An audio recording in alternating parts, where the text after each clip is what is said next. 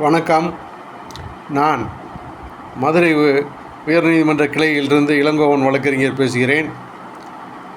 இன்று நமது உச்சநீதிமன்றம் மணீஷ் சிசோடியா என்ற முன்னாள் அமைச்சர், டெல்லி அமைச்சர், சென்ட்ரல் எக்ஸைஸ் பாலிசி வழக்கில் நீண்ட காலம் சிறையில் இருந்து வருகிறார். அதில் உங்களுக்கு பல பேருக்கும் அது தெரியும்.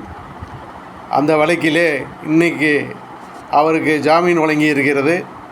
அந்த ஜாமீன் வழங்கும்போது உச்சநீதிமன்றம் கூறியிருக்கிற விஷயம் மிக முக்கியமானது. அதாவது வழக்கு நடக்காமலே, ட்ரையல் இஸ் நாட் கண்டக்டட், வழக்கு நடக்காமலே நீண்ட காலம் சிறையில் வைத்திருப்பது தண்டனை அளிப்பது போன்றது என்ற ஒரு அருமையான விளக்கத்தை சொல்லியிருக்கிறார்கள்.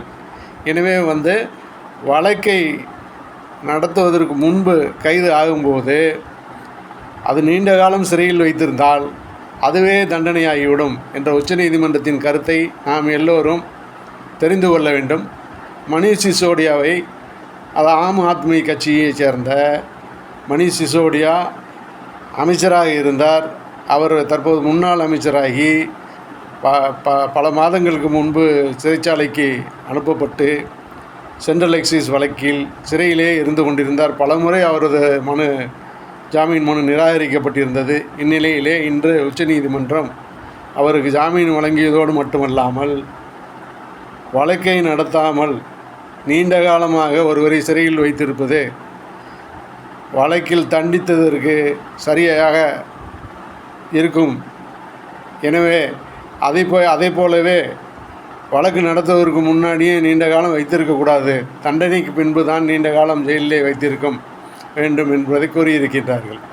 எனவே இது முக்கியமானது. இது சவுக்கு சங்கர் கூட ரொம்ப நாள் வழக்கு நடக்காமையே ஜெயிலில் இருந்தார்னா அவருக்கு கூட இந்த வழக்கு பொருந்தும் என்பதை நான் உங்களுக்கு தெரியப்படுத்திக் கொள்கிறேன்.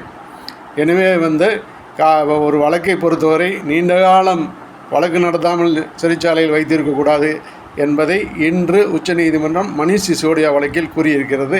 நன்றி, வணக்கம்.